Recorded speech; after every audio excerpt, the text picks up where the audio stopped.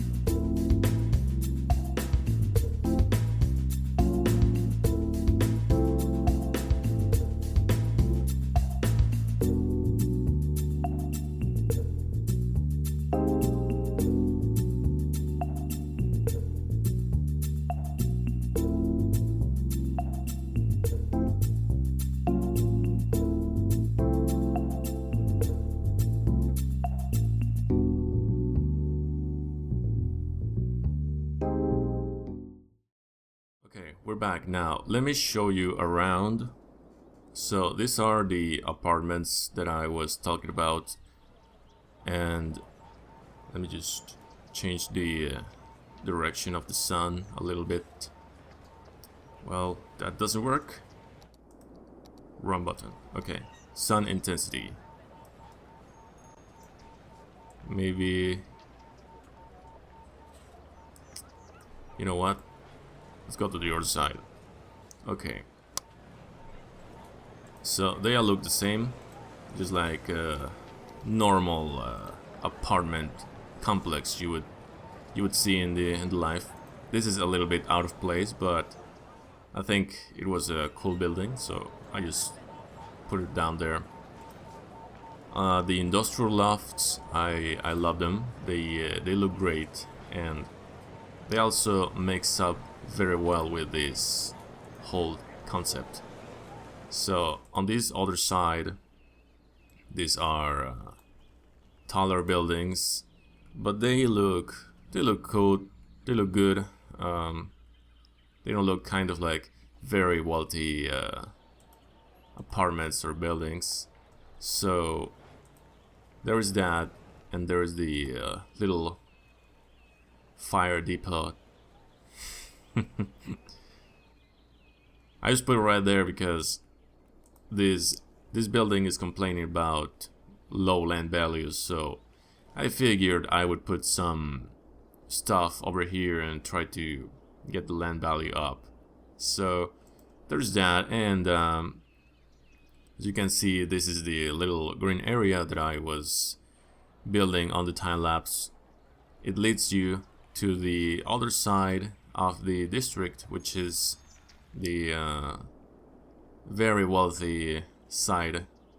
This is not so wealthy, very wealthy, and let's say mixed wealthy. And this is the park, the green area that I was making. I just put a graveyard here because I don't know. It looks good. This looks kind of like a little church, not necessarily like a graveyard, but that is the concept. And there's some rocks and fences, and I think the only thing that bothers me is the terrain. As you can see, it's kind of weird the way it is. It goes down over this side and it goes up, and the concrete doesn't help. It doesn't look right, I guess. Now these trees, they need to be on the ground, not on the concrete. So this is the kind of details that I overlook. Okay, that's too much.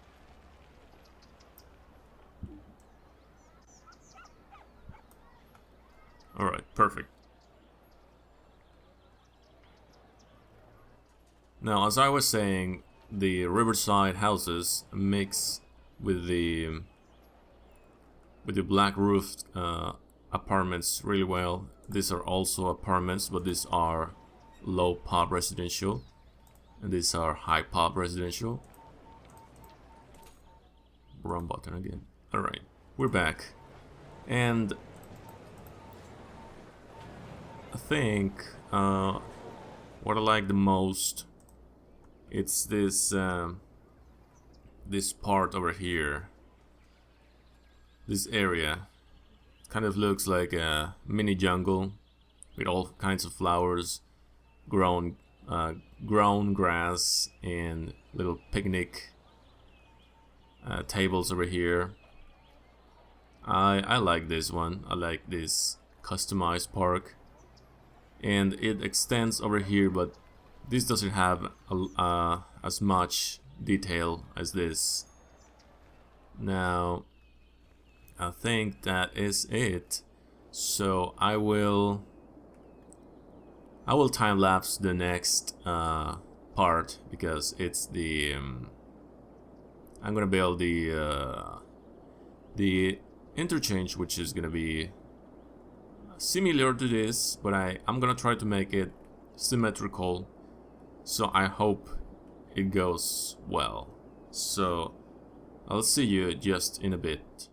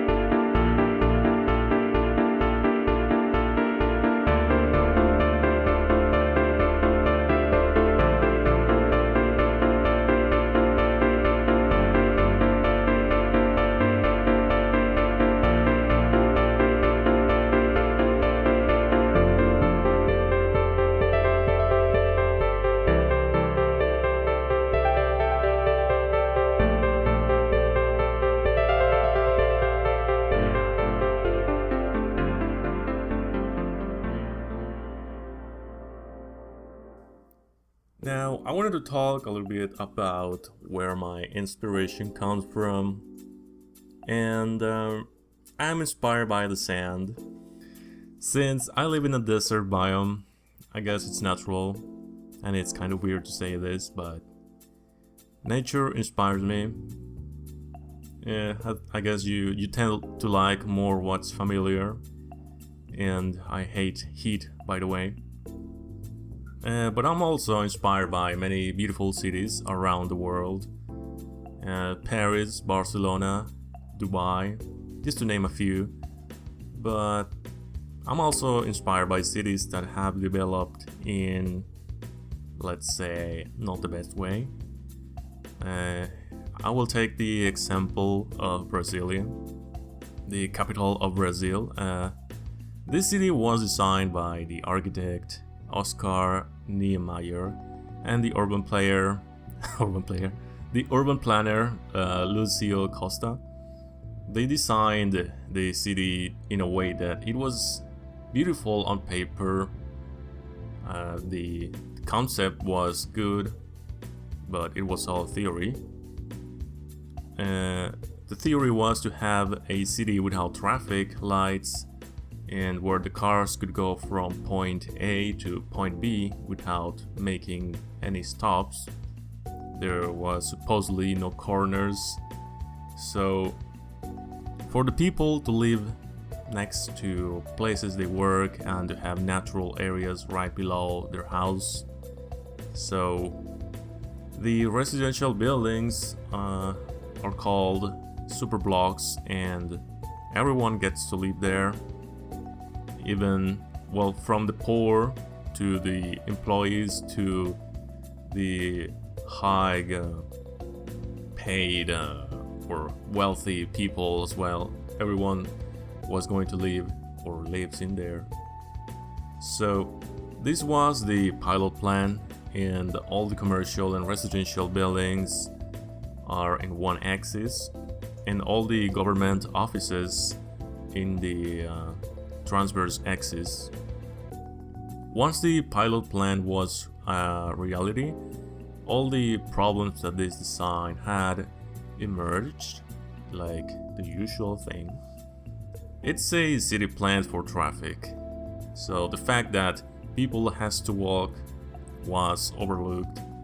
More importantly, satellite districts around Brasilia were left out, so this led to a very inefficient public transport.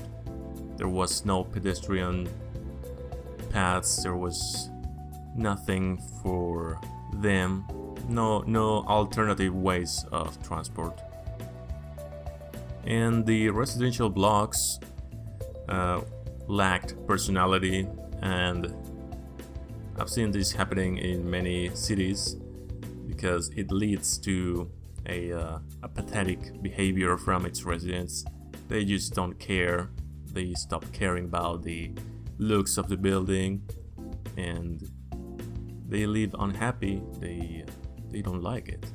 So once, well, in other words, the result for the experiment was a failure.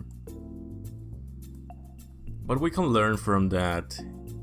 We see many cities have been giving more importance to pedestrian transportation, like pedestrian paths, bike lanes, bus, metro, and all that kind of good stuff. So the effort to reduce the use of cars has been increasing lately. Cities are in need of less traffic. No one likes traffic jams. So we need more open urban spaces as well. And this is why I say that I'm also inspired by Brasilia. We can dream about the perfect city, but no city can be perfect. Human settlements are ephemeral and they will change constantly. In this case, I think the change is for good. when I started to build Las Cruces, I wanted to make more than just a aesthetically pleasant city. I wanted to make it look, or well, functional. Even if the city layout might look chaotic, you can see all the irregular grid all over the place. I wanted to make use of the lessons old and modern cities have taught us. And I guess the grid is nothing bad. It's been with us since early civilizations, and it's still with us for a reason. That reason is that it is the best way to optimize building space, and we can play around and do some interesting changes to it, but you can't get rid of it just like that. I think maybe in the future, when we are capable of flying across the universe, we won't need a grid anymore, and we can just build any kind of weird looking buildings we want. We could I don't know, I guess we can only dream. Now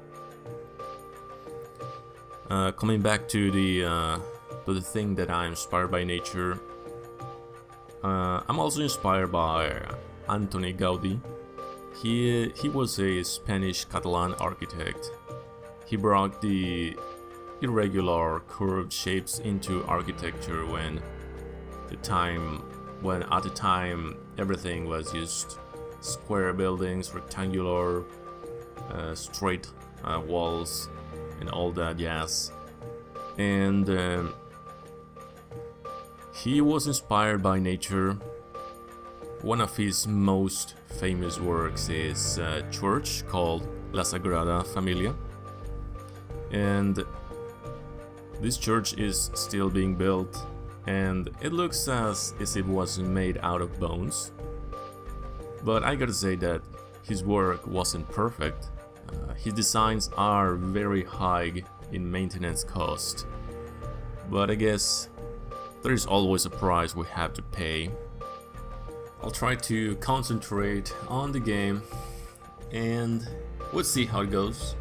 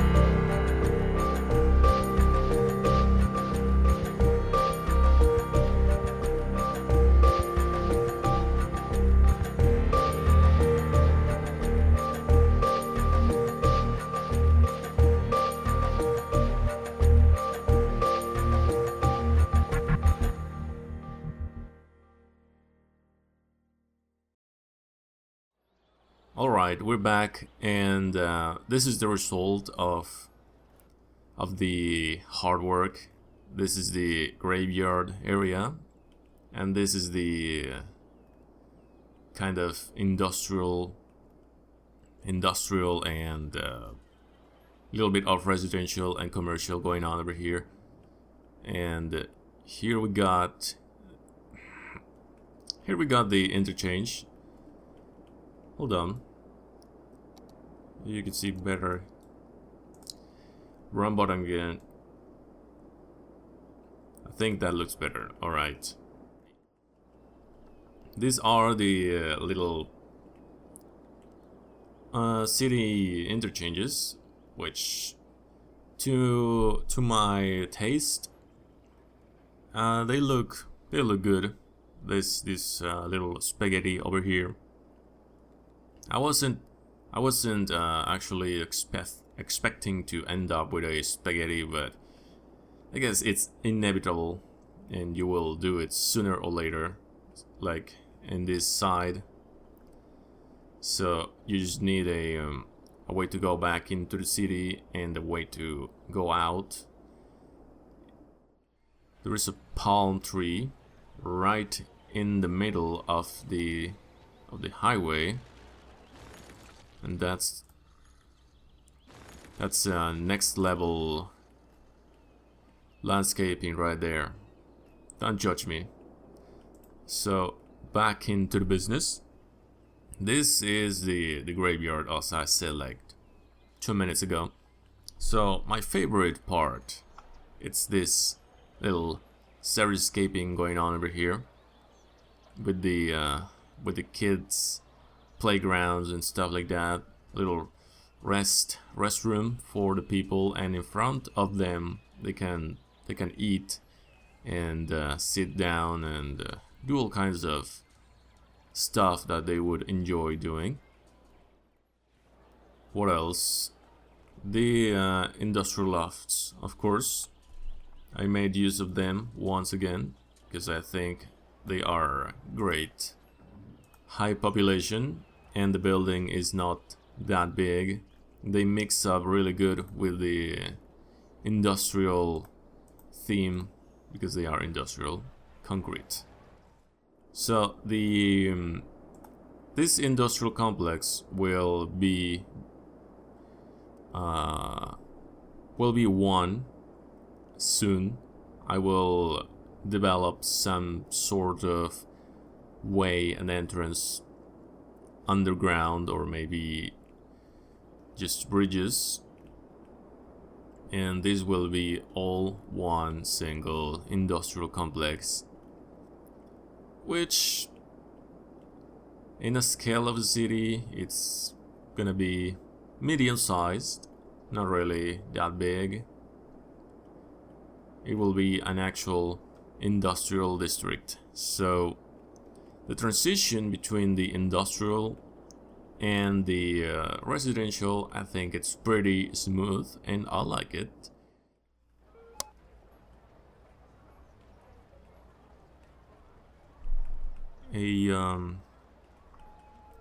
A shot for the fish and